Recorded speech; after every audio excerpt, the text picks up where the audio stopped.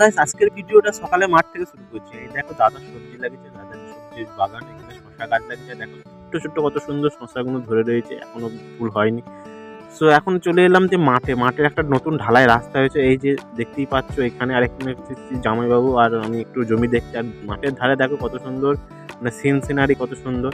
So তারপরে আর দেখো এখানে ছোট ছোট ছেলেগুলো কত সুন্দর খেলছে, মানে ছোটবেলায় আমরা খেলেছি, কাদা একটু জল পেয়েছে বলে এখানে লাফালাফি করে কত সুন্দরভাবে খেলছে দেখো। আর এইদিকে দেখো কুল গাছটা কত কুল, এখনো পর্যন্ত আমি কুল খাইনি, কুলের ভিডিও করতে হবে তোমাদের জন্য। 1,000 years later.